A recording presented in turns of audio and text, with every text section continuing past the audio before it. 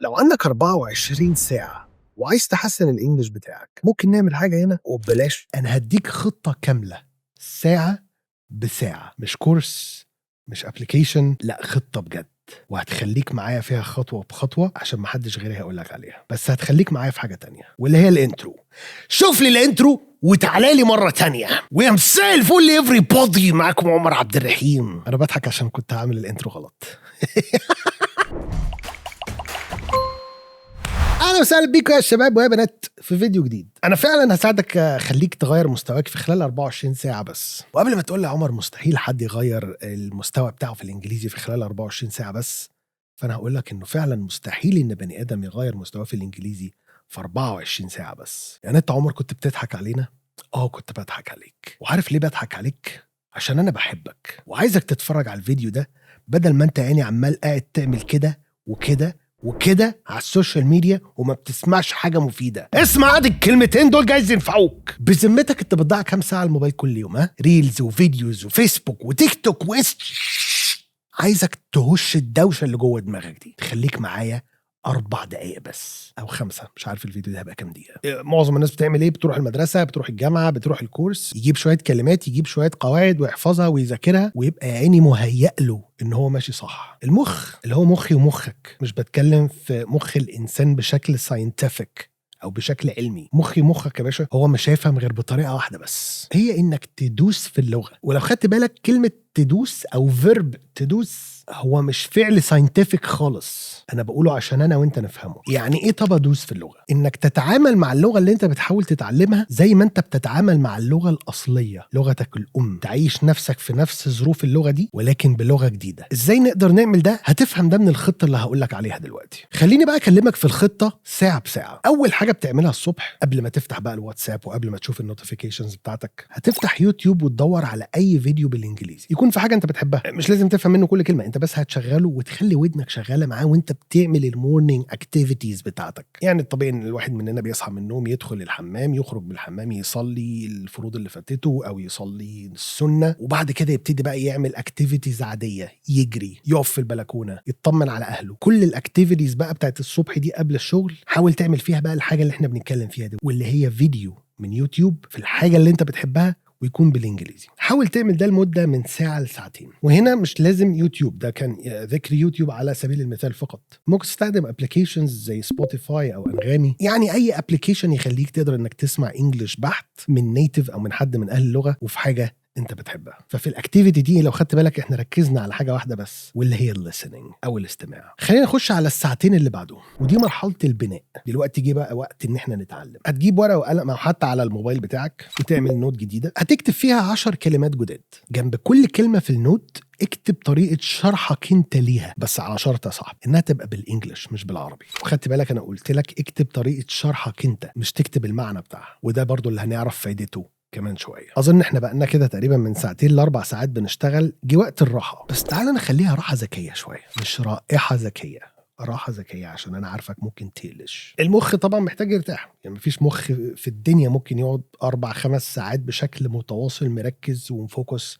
بشكل 100%. محتاجين نديله بريك. فتعالى نديله بريك ونضحك عليه وندخله فيها باسيف ليرنينج، ان انت تتعلم حاجه من غير ما تقصد. هنا بقى تشغل بودكاست، تشغل فيلم، حلقه من مسلسل انت متابعه، المهم ودنك تبقى بتسمع انجلش ومخك سامع انجلش كده في الخلفيه. جينا بقى لمرحله الاستمتاع، وده يوصلنا لافضل مرحله انت هتستمتع بيها فعلا على مدار اليوم، وهي انك تشوف فيلم كامل بس يكون بالانجلش وبانجلش سبتايتلز. يعني الكلام اللي مكتوب قدامك على الشاشه ما يكونش مكتوب بالعربي، يكون مكتوب بالانجلش. يعني اللي هم بيقولوه في الفيلم هيبقى ظاهر قدامك على الشاشه. طب كده اتعلمنا وسمعنا وخدنا بريك وعملنا شيء ممتع، حاجه احنا بنحبها يعني، وكل ده بالانجلش. دلوقتي تفتكر وقت ايه؟ وقت ان احنا نثبت اللي احنا اتعلمناه ده قبل النوم. هو اثبت علميا ان ده اكتر وقت الحاجه اللي انت بتتعلمها او بتعملها هي اكتر حاجه بتثبت على مدار اليوم. فاللي انت هتعمله قبل ما تنام انك هتراجع ال10 كلمات اللي انت اتعلمتهم النهارده، اللي كتبتهم الصبح واللي كتبت المعنى بتاعهم بطريقتك انت او طريقه شرحهم، وهتحاول تكررهم من غير ما تبص على طريقه كتابتهم، بس على شرط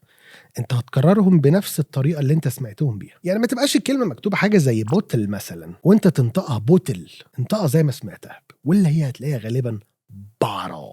كل ما تعمل ده كل ما هيتعود مخك على النطق الصح، وهيتعود مخك على اصح نطق ممكن تسمعه. ختام اليوم، اخر اكتيفيتي هتعمله على مدار اليوم كله هو ان الكلمات الجديده اللي انت اتعلمتها هتنقي 5 منهم عاجبينك وحاسس انك ممكن تستخدمهم بشكل يومي في مواقف كتيره بتحصل على مدار يومك. هتستخدم بقى معلم الكلمات دي في جمل تكون من انشائك انت اللي عملت الجمل دي. سيبك من الجمل اللي انت سمعتها في الفيديو او في الستوري او في البودكاست اللي انت سمعته بتاع النهارده. انا عايزك تعمل انت الجمله، تعمل انت السياق من اول وجديد وتستخدم فيه الكلمات دي الخطة الأساسية في إن إحنا نتعلم أي شيء جديد. ولو خدت بالك أنت عملت هنا practicing، ولو عندك الأوبشن إنك تعمل practicing مع حد سواء عن طريق conversation course أو language buddy، حد بتقعد تتكلم معاه بس تعمل practicing للإنجليش، أو حتى يا أخي لو مع نفسك قدام المراية، كل ده يصب في مصلحتك أنت وهيخليك تتعود على اللغة أكتر وأسرع بمراحل. لحد هنا واحنا اتعلمنا انجليزي في خلال 24 ساعه، او بمعنى اصح حاولت ان انا اقسم لك ال 24 ساعه بشكل منطقي يتماشى معاك ويتماشى مع اغلب الاكتيفيتيز اللي احنا كلنا كبني ادمين بنعملها من الصبح لحد اخر اليوم. خليني اكلمك بقى عن شويه اخطاء ممكن تعملهم وعايزك تخلي بالك منهم. اول خطا الترجمه. مخك هيفضل يدوس عليك ويحاول يدفعك لفكره ان انت تترجم الكلام من انجليش لعربي والعكس. اوعى تسمح له، لان احنا كده بنكرر المشكله وبنأكد المشكله اللي احنا عايشين فيها دلوقتي، ان انا ممكن اكون بتكلم انجليش وانا بتكلم انجليش ببطء بسبب اني بفكر بالعربي بعد كده بترجم الكلام عشان يطلع بالانجليش. الخطأ التاني، ما تستناش الوقت البيرفكت عشان خاطر تبدا، لان الوقت ده للاسف عمره ما هيجي. يعني لو شايف نفسك تقدر تبدا دلوقتي او عندك امكانيه دلوقتي ان انت تبدا بس ب10%، بس شايف انك بعد شهرين هتكون قادر تبدا على 20%، معلش يا اخويا ابدا بال10% دلوقتي وبعدين يبقى كملهم 100%. الخطأ الثالث، وانك تبدل كتير بين العربي والانجليش او اي لغة تانية كمان معاهم على مدار ال 24 ساعة بشكل متكرر كتير. وده اللي انا دايما بقوله لما بيجي لي حد يسالني عمر انا عايز اتعلم لغتين في نفس الوقت اعمل ايه، اقول له لازم واحده فيهم تبقى على الاقل فوق المتوسط، وكمان ما تعمل لهمش براكتسنج كتير في نفس اليوم لان الموضوع ده بيلخبط كتير. فحاول معظم اليوم اللي انت هتعمل فيه اكتيفيتيز بالانجلش كتيره تقلل الاكتيفيتيز اللي بالعربي شويه. ممكن حد يجي يقول لي دلوقتي يا عمر يعني احنا هنلغي الهويه بتاعتنا عشان خاطر نتعلم انجليزي؟ اقول له انا طبعا بهزر، انا مش قصدي هنا نلغي الهويه بتاعتنا. انت كانسان مسلم محتاج تصلي، محتاج تقرا قران، محتاج تتعلم عن دينك، كل ده انت بتعمله بالعربي. محتاج تذاكر لو الطالب عادي خالص، كل ده انت محتاج تعمله بالعربي. بس اللي انا بقوله محتاج تقلله شويه. يعني بمعنى اخر، انا دلوقتي عندي وقت يا عم عايز اتفرج على فيلم، اتفرجش على فيلم عربي، اتفرج على فيلم انجلش، منها تتعلم حاجه. رابع خطا، وانك تتعلم حاجه اعلى بكتير عن مستواك. ده ممكن يسبب لك نوع من انواع الاحباط، غير كمان انك ممكن تتعلم كونتنت او محتوى انت فعلا مش محتاجه في يومك. وده اللي خلاني اقول لك من شويه ان قبل نومك محتاج تعمل اكتيفيتي انك تذكر الكلمات دي في اكزامبلز ممكن تستخدمها فعلا في يومك. فحاول انك تسهل المحتوى اللي انت بتتعلمه على نفسك شويه. الخطأ الخامس وهو اخطرهم يا معلم، انك بعد اول يوم هتحس نفسك ايه ده، انا ما اتطورتش، انا ما اتقدمتش. ما هو طبيعي ان حضرتك ما تتقدمش، ما هو حضرتك مش تمساح يعني كاوتش كنا بنجيبه زمان كنا بنحطه في البانيو ونصحى تاني يوم نلاقيه قد كده. لا، انت بتعمل لمخك إعادة برمجة. الموضوع ده ياخد معاك وقت، بس صدقني لو قلت لك إنه أقسم بربي أنت لو فضلت مستمر على الخطة دي فترة لا تقل عن 3 شهور أنت هتبقى بني آدم مختلف تماما في اللغة. فمش عايزك تيأس لما تلاقي نفسك مش حاسس بتغيير ملموس في خلال أول كام يوم، لأن الشيطان هيخش لك من الحتة دي. يا عمر لو قعدت شهر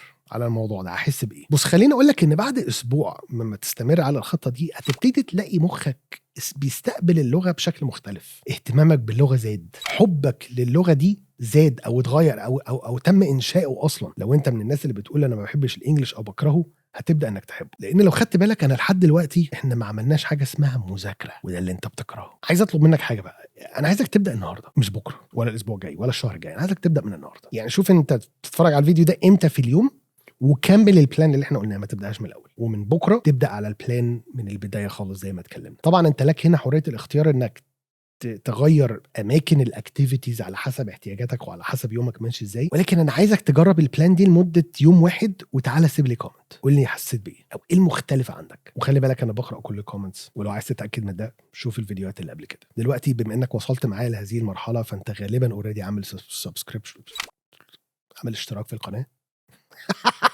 بما انك وصلت معايا للمرحله دي من الفيديو فانت غالبا اوريدي عامل سبسكريبشن او اشتراك للقناه. ولكن لو انت وصلت المرحله دي ومش عامل، فياريت تعمل سبسكريبشن او اشتراك للقناه، مش عشان خاطر اي حاجه تانية غير ان هو بس عشان ما يفوتكش اي موضوع من المواضيع الحلوه القوي اللي احنا بنتكلم عنها دي. يا رب تكونوا استفدت النهارده او اتبسطت. ثانك يو سو ماتش فور واتشنج. اشوفكم ان شاء الله الفيديو الجاي.